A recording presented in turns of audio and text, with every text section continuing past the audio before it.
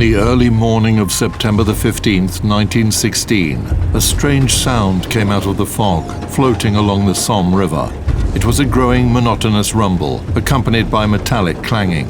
The sound grew until, finally, gigantic, shapeless silhouettes resembling mythical monsters emerged from the fog. These seemingly unstoppable monsters advanced ceaselessly into the German trench defensive positions, spitting fire and crushing everything in their path. In the German trenches in World War I, this guy's reaction must have been typical to the sight of this huge metal monstrosity slithering its way unstoppably across the battlefield with the common question, what is it? This incredible beast is the first ever combat tank. It is the Mark I and the last remaining Mark I in the entire world, doing exactly what it's designed to do, break through the defences of the enemy lines. And when you come to the Tank Museum in Bovington, this is one of the first things you see, and it sets the stage for the next 100 years of the tank. It all started with an odd partnership between an expert in agricultural machinery and a Royal Navy Air Service engineer. Tritton and Wilson were attempting to solve a very practical problem: how to break the trench stalemate that had frozen the Great War for years. It occurred to them to use the common farm tractor as a base. They turned the tractor around, back to front. The engine was moved to the center of the vehicle, and the hull was covered with a sheet of steel. Thus was born Little Willie, the first tank. So we are now surrounded by the first generation of tanks. We've got the Mark II, the Whippet and the Renault FT17. But taking pride of place in the middle, Little Willie. The progenitor of them all, the first demonstrated to be somewhat successful tank, and I do say somewhat successful. A result of the Landship Committee formed by Sir Winston Churchill. Which, being a naval organisation, led to all the naval terms you associate with a tank today, like the bow, the hatch, the sponson, and so on. But there were problems with Little Willie, and the main issue and why we never saw it past this was the tracks. It wasn't fit for purpose. The tracks just couldn't cope with what it was designed for, crossing these obstacles. No, in terms of the soft ground, the tracks worked fine, but when you got to the trenches, it couldn't do it, which is what led then to the rhombus design, which we commonly associate with World War I tanks today. The machine adopted a long diamond-shaped hull to better accomplish its primary goal, breaching and crossing trenches. The idler wheels on the vehicle were lifted up as high as possible and prevented the tank from creeping down the trench, while the sprocket wheels were put as far back and low as possible. In the end, what emerged were small, land-based ironclad battleships equipped with casemate weapons, the first tanks deployed in battle.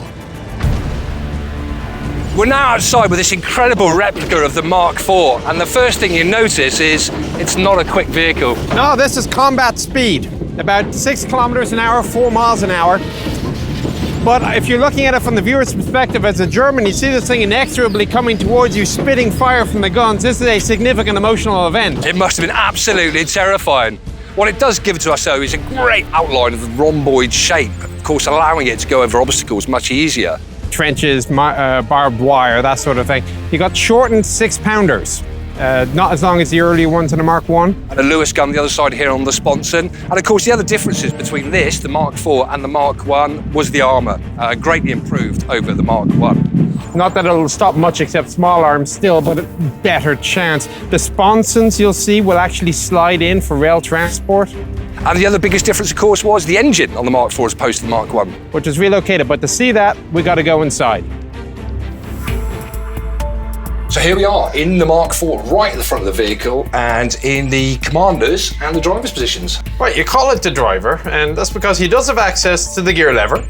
He's got the brake, he's got the clutch, and the accelerator and retard levers. Now, that said, he doesn't have any steering controls, which is a bit of an issue for a driver. And really, steering of the Mark IV was an issue anyway. At stages, there were up to 4 of the crew, that's half of the crew involved in steering the vehicle, which is unbelievable. And that's because across on the commander's side, so the commander was also the assistant driver.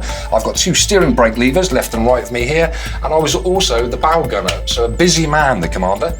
Down to having a little hole there for shooting your revolver out of as you cross over trenches, if the tank wasn't enough. The armour was 10 to 12 millimeters thick. It was enough to withstand small arms fire, but not much more.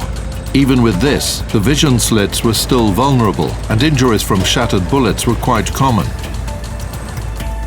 So we move now to the main crew compartment, and very obviously in the middle, exposed to all the burn themselves on, the 105 horsepower engine.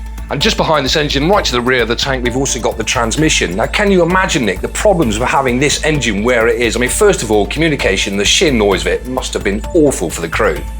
And then you've got also the darkness, because it wouldn't have these camera lights.